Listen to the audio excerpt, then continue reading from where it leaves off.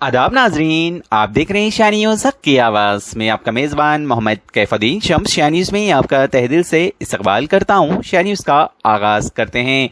शहर निज़ामाबाद के Urdu press club में रोशन सितारा Mohammad Afzal Khan bureau and chief Parwaz TV Urdu की शमूलियत। उर्दू प्रेस क्लब बना उर्दू सहाफ़ियों और उम्मत मुसलिमा के इत्तेहाद का मरकज़। तफसीलात के मुताबिक हमारे शाह न्यूज़ के निज़ामाबाद रिपोर्टर मोहम्मद गौस की रिपोर्ट के मुताबिक शहर निज़ामाबाद में कायम शुदा हिंदुस्तान का पहला उर्दू प्रेस क्लब, जो आए दिन गरीब, मुस्तहिक, जरूरतमंद, लाचार व बेबस लोगों की आवाज को हुकूमत और जिम्मेदार अशखास तक पहुंचाते हुए इनके मसाइल और इनकी परेशानियों को हल करते हुए तरक्कियों की जानिब गामजन है। उर्दू प्रेस क्लब की इस मकबूलियत को चार चांद लगाने के लिए आज उर्दू प्रेस क्लब में एक ऐसा रोशन सितारा जो अपने काम और अपने नाम दोनों से निज़ामाबाद की अवाम के दिलों में घर बनाए हुए हैं, जिन्हें लोग मोहम्मद अफजल खान के नाम से जानते हैं। मोहम्मद अफजल खान परवाज़ टीवी उर्दू के ब्यूरो एंड चीफ हैं और इन्होंने आज बाकायदा तौर पर उर्दू प्रेस क्लब में शमूलियत इख्तियार कर ली।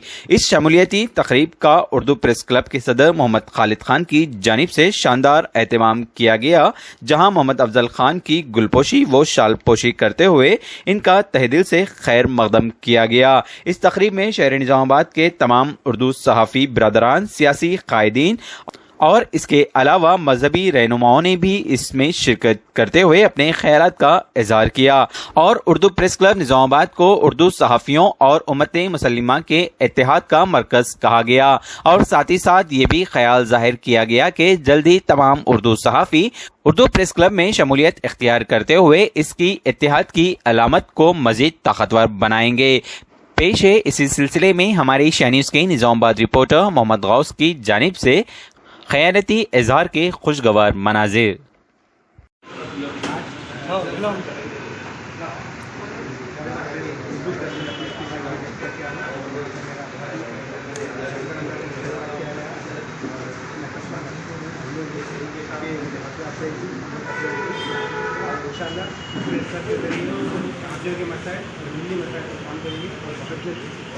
मेरे साथी जो है पुरस्कार मीडिया और दीगर काफ़ी हमसे जुड़ेंगे, उसके बाद कुछ प्लेटफॉर्म बनाएंगे जो इंतजामिया और आम जनता में खुलता काम करेगा। इंशाल्लाह आगे आपके लिए आपसे इस्तेमाल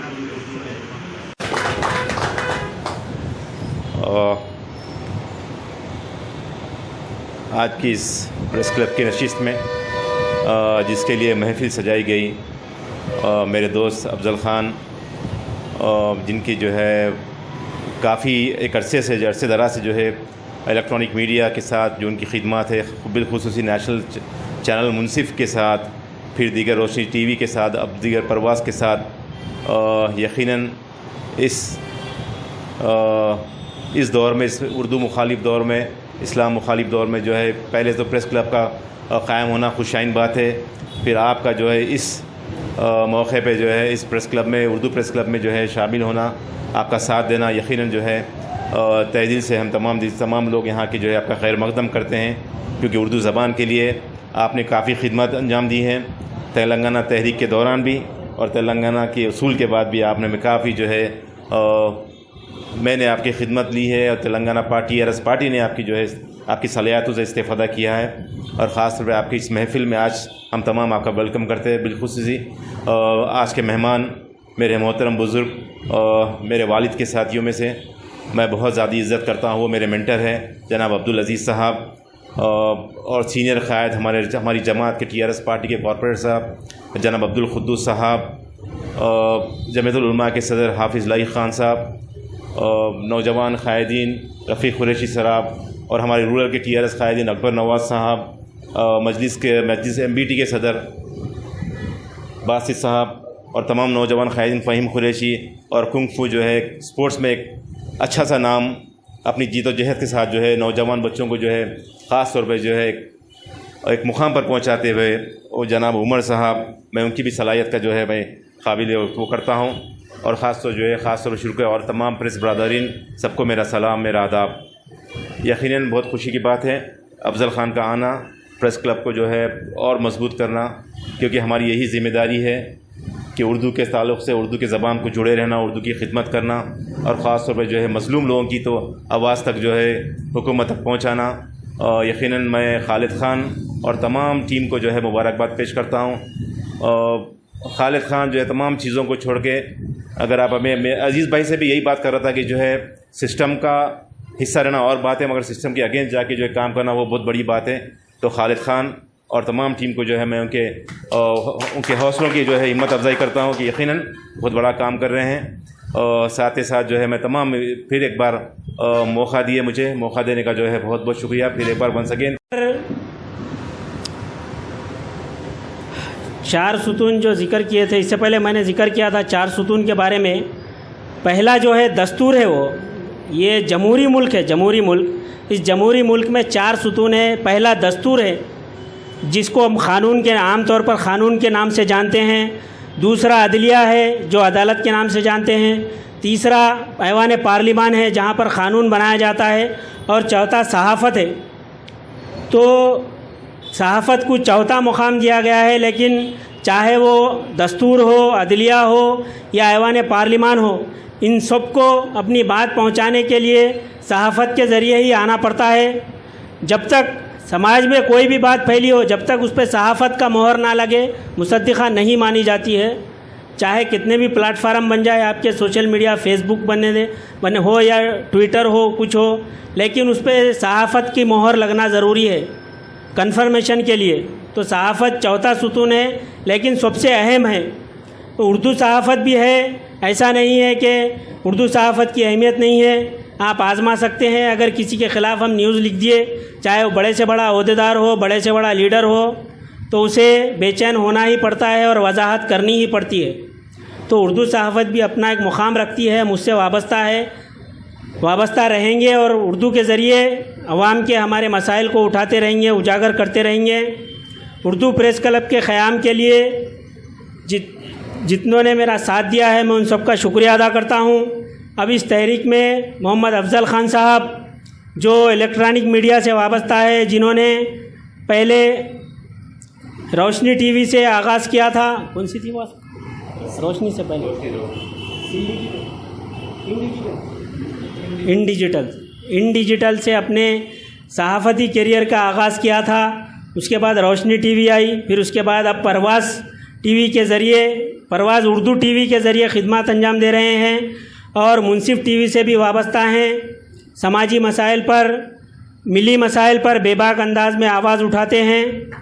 मैं उर्दू प्रेस क्लब में उनका इस्तकबाल करता हूँ और उनकी आमद किस वजह से हुई है और वो क्या मकसद है उनके आने का, वो आपके सामने अपने ख़यालात का इजहार करेंगे। तमाम का शुक्रिया अदा करता हूँ जिन्होंने मुझे इतना हौसला दिया, इज़्ज़त बख्शी और मेरा यहाँ पर वेलकम किया। और मैं तकरीर का आगाज़ करूँ, मैं ये शेर कहना चाहता हूँ, तुम्हारे काफ़िलों का हमें क्या खौफ, तुम्हारे काफ़िलों का हमें क्या खौफ, हम तो बस अपने हौसलों से डरते हैं।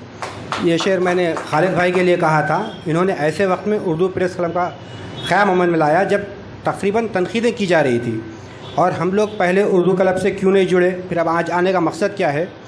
तो जब उर्दू प्रेस क्लब क़ायम हुआ तब जनरल प्रेस क्लब के इंतखाबात में चंद माह बाकी थे। तो गुज़िश्ता 3 सालों से हम लोग ये कोशिश कर रहे थे कि चूँकि वहाँ पर उर्दू सहाफ़ियों की तादाद ना के बराबर है, बहुत कम है, और कोई भी उर्दू सहाफ़ी इंतखाबात में हिस्सा लेके इलेक्शन लड़के वहाँ पर कोई ओहदा हासिल नहीं कर सकता। तो हम गुज़िश्ता 3 सालों से वहाँ के ज़िम्मेदारों से ये बात कर रहे थे। मैं था, गौस भाई, माजिद भाई और बहुत सारे लोग थे, नईम भाई और बहुत सारे लोग साथ में थे। वहाँ के जो ज़िम्मेदार उनसे ये बात कर रहे थे कि भाई हम लोग इलेक्शन लड़ने के बाद कोई ओहदा नहीं जीत सकते, आप एक काम कीजिए, यूनानिमस के ज़रिए हमें ओहदा दीजिए ताकि ये जनरल प्रेस क्लब से उर्दू की नुमाइंदगी हो सके, उर्दू के साथ साथ मुसलमानों के मसाले की नुमाइंदगी हो सके और हम जो मसाइल उठाएंगे उसको ऐवाना तक लेके जा सके, इंतज़ामी की नज़र में लाया जा सके। लेकिन 3 साल से यही रहा कि ठीक है इस बार करेंगे, फिर बाद में कुछ लोग नहीं माने, बात ख़त्म हो गई। इस बार जब इलेक्शन आने वाले थे हमने पहले ये कहा कि हमारे वोट आपको चाहिए तो हमें एक लिख के दीजिए कि हमें ओहदा देंगे आप यूनानिमस के ज़रिए। बस अगर वैसा नहीं होगा हम लोग रिज़ाइन करते हैं। तो इस वजह से हमने रिज़ाइन किया और हम आज से 3 साल पहले, आप खालिद ख़ान से पूछ लीजिए, हम ये बात किए थे कि आने वाले मुस्तक़बिल में हम एक उर्दू प्रेस क्लब क़ायम करेंगे। ताकि हमारे जो मसाइल है, सिर्फ मैं बात सहाफ़ियों के मसाइल की नहीं कर रहा हूँ, आप देख लीजिए कहीं कोई कत्ल होता है, कहीं कोई इस्मत दरी होती है, कहीं कोई चोरी होती है, कहीं मुसलमान पर जुल्म होता है। बहुत कम दूसरे चैनल होंगे, दूसरी ज़ुबान होंगी जो मुसलमानों के मसाइल को दिलचस्पी से उठाती है, लेकिन कोई भी सहाफ़ी, मैं अपनी बात या खालिद खान की बात नहीं करता हूँ, जो भी उर्दू से जुड़ा हुआ सहाफ़ी है वो तिलमिला जाता है और बेबाक अंदाज में उसकी तर्जुमानी करने की कोशिश करता है। और अल्हम्दुलिल्लाह निज़ामाबाद में उर्दू सहाफ़त एक अपना मकाम रखती है।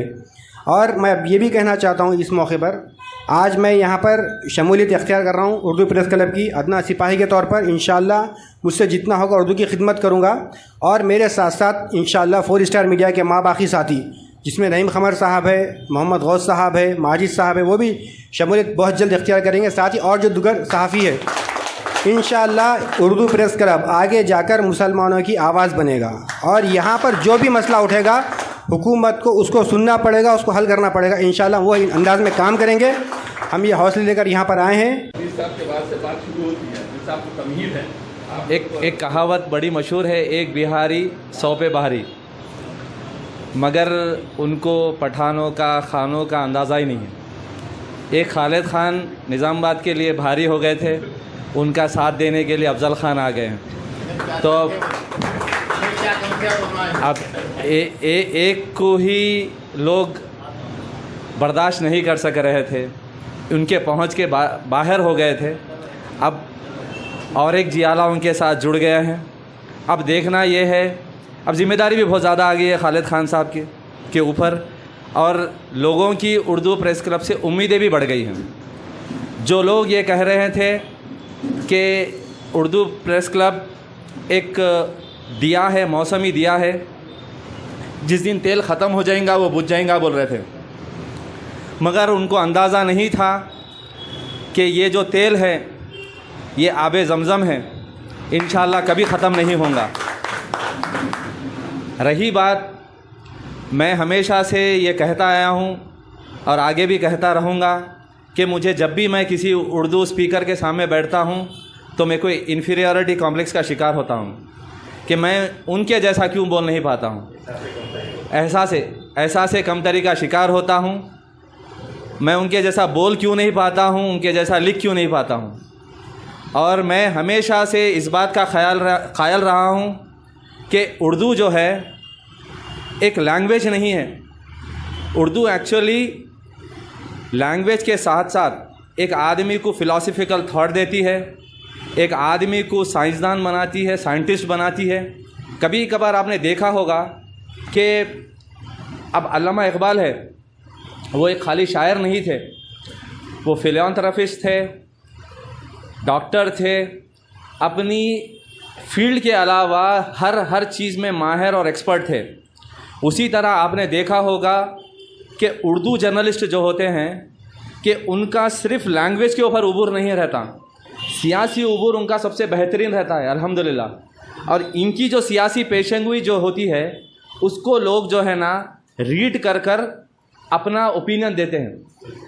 आप ऐसा कोई चैनल बता दें या ऐसी कोई सोर्स ऑफ लैंग्वेज बता दें जहाँ पे उनका इल्म जो है ना उनके इल्म की बुनियाद पे बात करते होंगे।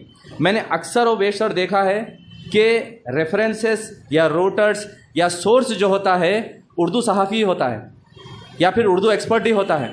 मैं थोड़ा एग्जैजरेट कर रहा हूँगा तो फिर भी आप